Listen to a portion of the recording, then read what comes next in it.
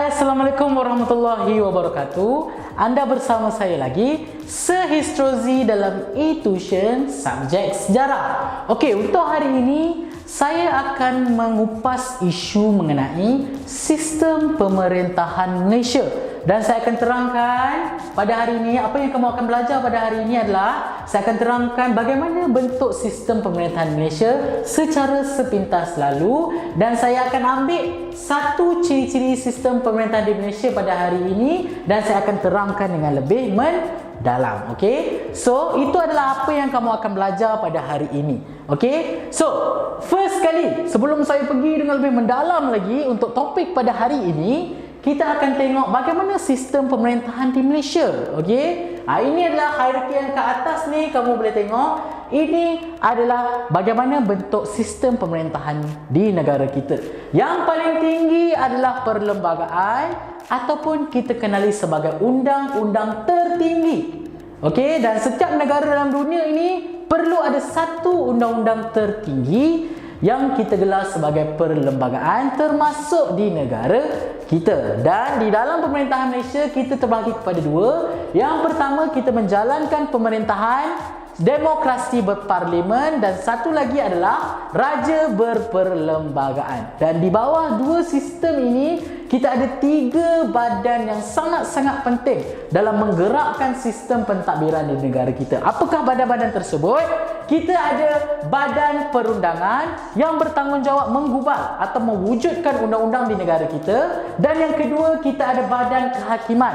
Badan kehakiman adalah badan yang bertanggungjawab mentafsir undang-undang, mentafsir perlembagaan, menjatuhkan hukuman-hukuman terhadap pesalah-pesalah yang melanggar undang-undang. Itu badan yang kedua. Dan badan yang ketiga, kita ada badan pelaksana. Tugas mereka adalah untuk melaksanakan dasar-dasar dan juga undang-undang, orang kata dasar-dasar yang berkaitan dengan pembangunan negara. Bagaimana kita nak memajukan negara, bagaimana kita nak pastikan bidang-bidang yang ada dalam negara kita ini sama maju dengan negara-negara lain. Itu adalah tanggungjawab sistem ataupun tanggungjawab bidang badan pelaksana. Okey, so antara semua sistem pemerintahan Malaysia yang diterangkan sepintas lalu ini, apa ciri yang saya akan ambil untuk saya kupas pada hari ini adalah saya akan ambil badan perundangan untuk saya kupas dengan lebih mendalam pada hari ini. Okey, sebelum kita pergi dengan lebih menelusuri dengan lebih mendalam lagi, kita kena tahu apa itu badan kehakiman. Okey, badan kehakiman ataupun dalam bahasa mudah kita kenali adalah sistem mahkamah. Kalau kita buat salah kan, kalau buat apa-apa jenayah kan, kita kena masuk mahkamah, kena dibicarakan dan sebagainya. Itulah badan kehakiman. Apa tugas-tugas mahkamah? Apa tugas-tugas badan kehakiman ini? Tugasnya adalah mendengar, menjatuhkan hukuman terhadap perkara-perkara sivil dan juga jenayah. Apa ini perkara-perkara sivil? Perkara-perkara sivil adalah kesalahan-kesalahan kecil atau kesalahan-kesalahan umum. Contoh, langgar lampu isyarat, kena saman parking tak betul. Apa-apa saja kesalahan-kesalahan umum itu kita panggil sebagai perkara-perkara sivil. Dan juga jenayah. Jenayah ini adalah kesalahan-kesalahan yang berbentuk besar, membunuh, mencuri, merompak, ada apa-apa saja kesalahan, itu adalah kesalahan besar yang kita gelar sebagai jenayah. Okey, dan sesiapa yang melakukan kesalahan, melanggar undang-undang, mereka akan dihukum oleh badan kehakiman. Okey, atau kita nak lebih mendalam lagi, kita cuba tengok kuasa mentafsir perlembagaan ataupun undang-undang. Apa ini maksud dengan kuasa mentafsir perlembagaan dan undang-undang? Kita tahu badan yang mewujudkan undang-undang adalah badan perundangan. Jadi mereka nak wujudkan peraturan, satu undang-undang yang perlu dipatuhi oleh rakyat. Rakyat kena ikut peraturan-peraturan ini. Tetapi kalau ada orang yang langgar peraturan, macam mana? Adakah badan perundangan yang kena hukum? Okey, adakah badan perundingan yang kena hukum orang-orang yang melakukan kesalahan tersebut, yang telah melanggar undang-undang yang telah mereka buat? Tidak, badan perundingan tidak menghukum mereka. Yang menghukum mereka adalah badan kehakiman. Itu dia yang kata kesinambungan ataupun hubung kait antara badan perundingan dengan badan kehakiman. Badan perundangan buat undang-undang. Badan kehakiman adalah menghukum orang-orang yang melanggar undang-undang yang telah dibuat oleh badan perundangan. So, as simple as that untuk kamu mudah faham. Okey, cuba tengok satu lagi tugas mereka badan kehakiman adalah memastikan tindakan kerajaan sah atau tidak sah di sisi undang-undang. Kita tahu setiap 5 tahun kita akan ada pilihan raya, kita akan memilih kerajaan-kerajaan kita, dan kerajaan-kerajaan ini tindakan-tindakan mereka dalam negara akan diperhatikan oleh badan kehakiman. Maksudnya apa yang mereka lakukan, segala tindak tanduk mereka selama 5 tahun ni, okey, mereka kena mematuhi undang-undang dan perlembagaan. Kalau ada apa-apa tindakan mereka yang melanggar perlembagaan dan undang-undang, mereka boleh didakwa, okey, dalam badan kehakiman. Okey, itu nak memberitahu bahawa walaupun sesiapa kamu, sama ada kamu kerajaan ke, Perdana Menteri ke, rakyat biasa ke, sesiapa saja kat dalam negara, kalau kamu melakukan kesalahan, kamu akan dihukum. Okey? Itu adalah badan, orang kata secara simultan selalu, apa maksud badan kehakiman ni? Okey? So dalam badan ataupun sistem mahkamah di negara kita, kita ada beberapa jenis mahkamah. Okey, kita ada beberapa jenis mahkamah. Ini adalah bagaimana hierarki sistem kehakiman di negara kita. Okey, kalau tengok segitiga ni, triangle ni. Okey, yang paling atas sekali dalam bidang perundangan kita, saya lupa tulis dekat sini. Okey, untuk kamu tahu. Yang paling atas sekali dalam sistem kehakiman adalah YDPA ataupun Yang di-Pertuan Agong. Yang di-Pertuan Agong adalah ketua kepada bidang kehakiman. Dan di bawah Yang di-Pertuan Agong barulah ada mahkamah-mahkamah yang kita kenali dalam negara kita pada hari ini. Mahkamah yang paling tinggi adalah Mahkamah Persekutuan dan juga Mahkamah Khas.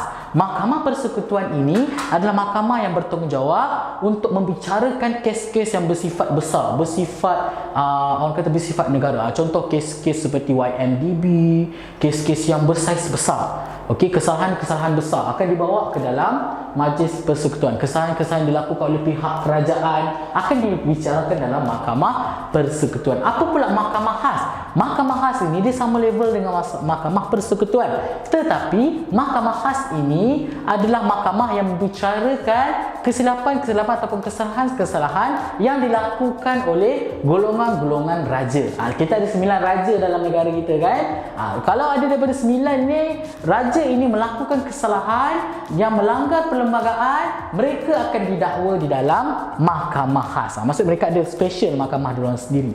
Di bawah Mahkamah Persekutuan kita ada Mahkamah Rayuan. Apa ini Mahkamah Rayuan? Mahkamah Rayuan adalah satu mahkamah yang bertanggungjawab. Contoh kalau kita didakwa, okey, kita didakwa dan kita dijatuhkan, kita didapati bersalah melakukan sesuatu kesalahan, tetapi kita tak buat kesalahan tersebut, tapi hakim dah memberitahu bahawa kita adalah individu yang bersalah. Jadi kita boleh buat rayuan di Mahkamah Rayuan untuk membicarakan semula kes kita supaya kita boleh membela diri, mengatakan bahawa kita tidak bersalah. Itu maksud Mahkamah Rayuan. Kita merayu semula untuk diadakan perbicaraan semula untuk melihat kesalahan-kesalahan kita. Di bawah itu kita ada Mahkamah Tinggi.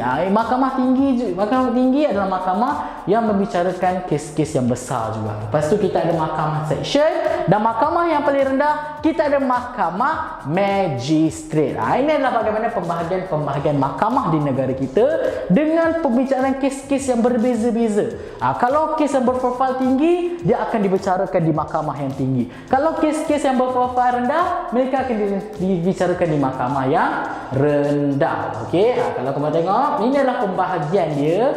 Ini adalah pembahagian mahkamah. Ini adalah Mahkamah Tinggi.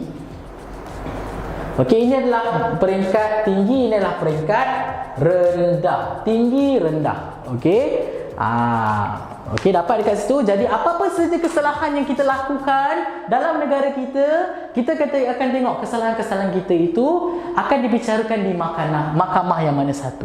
Kalau kesalahan kita tu berprofil tinggi, maksudnya kesalahan dia kesalahan yang betul-betul tidak dapat dimaafkan, dia akan dibicarakan di mahkamah yang lebih tinggi. Okey, dapat dekat situ. Itu adalah bagaimana sistem hierarki mahkamah di negara kita. Sekarang kita tengok bagaimana individu-individu yang bekerja dalam badan kehakiman ini. Kita ada yang pertama adalah hakim.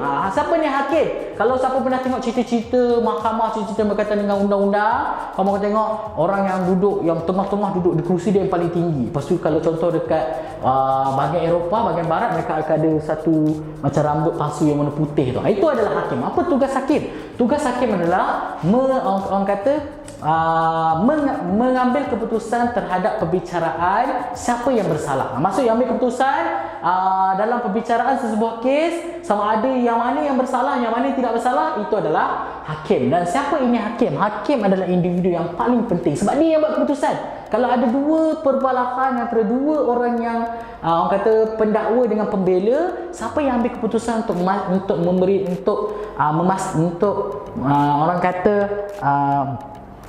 memutuskan siapa yang bersalah adalah hakim. Dan hakim tidak boleh dipecat sewenang-wenangnya. Satu lagi saya lupa letak dekat sini. Hakim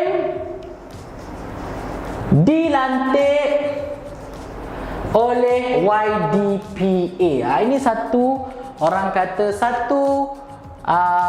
ciri lagi kalau kamu nak jadi hakim. Hakim hanya boleh dilantik oleh yang di-Pertuan Agong sahaja. Maksudnya dia nak jadi hakim ni bukan kamu hantar resume dekat mahkamah, saya nak jadi hakim, tidak. Okey, yang akan melantik hakim hanyalah yang di-Pertuan Agong. Sebab apa? Sebab hakim ni penting. Kamu tidak boleh lantik orang-orang sebarangan untuk menjadi hakim. Sebab apa? Bila bercakap tentang hakim, kamu perlu menjadi orang yang paling adil dalam sesebuah negara tersebut. Sebab apa? Sebab hakim itu yang mengambil keputusan. Kalau hakim tidak adil, kamu boleh menganiaya pihak-pihak yang tidak bersalah dan kamu akan membela pihak yang bersalah. Jadi sebab itulah hakim ini tidak boleh dilantik sesuka hati. Hanya orang yang penting saja boleh melantik hakim, dan orang itu adalah YDPA sendiri, iaitu ketua negara kita. Okey. Dan macam saya cakap, bila kita dah pilih hakim, kita dah lantik hakim, hakim tidak boleh dipecat sewenang-wenangnya. Okey, sebab tugas hakim sangat penting. Hanya orang-orang tertentu saja yang boleh memecat hakim dengan dengan kesalahan-kesalahan yang betul-betul besar saja, baru mereka boleh dipecat. Okey. Dan yang ketiga, kalau nak menjadi hakim, hakim tidak boleh sertai mana-mana parti politik. Itu satu benda yang sangat penting kalau nak menjadi hakim. Sebab apa? Sebab macam saya cakap tadi, hakim ini perlu adil dan saksama.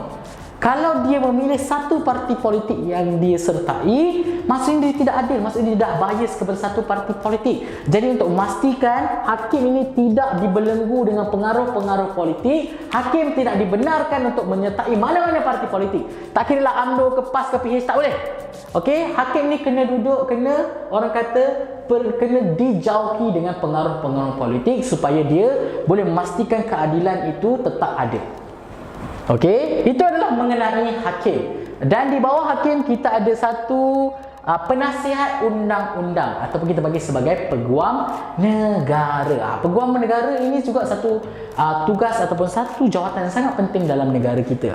Okey, setiap kerajaan, tak kira lah kerajaan PH ke, PN ke, Perikatan Nasional ke, apa ke, okey, mereka akan ada satu peguam negara. Seorang peguam negara. Dan apa tugas peguam negara ini? Peguam negara adalah sebagai penasihat undang-undang. Maksudnya dalam contoh kalau badan perundangan nak mewujudkan undang-undang, okey, penasihat undang-undang inilah yang akan menasihatkan apa jenis undang-undang kita boleh buat. Contoh kalau ada rang atau usul undang-undang, rang undang-undang yang kita nak dijadikan undang-undang, kita perlu berbincang dengan peguam negara dahulu. Adakah sesuai dijadikan undang-undang ataupun Tidak. Okey, sebab itu kita sebagai penasihat undang-undang. Dan apa tugas-tugas peguam negara di negara kita? Ianya ada dua tugas penting. Yang pertama adalah peguam negara bertugas menjadi pendakwa negara, pendakwa rakyat dan juga peguam bela. Kepada siapa? Kepada saya ke? Kepada kamu ke? Tidak. Okey, ianya perlu menjadi pendakwa raya dan peguam bela kepada kerajaan yang memerintah pada ketika itu. Okey, maksudnya kalau contoh kerajaan ada buat kesalahan.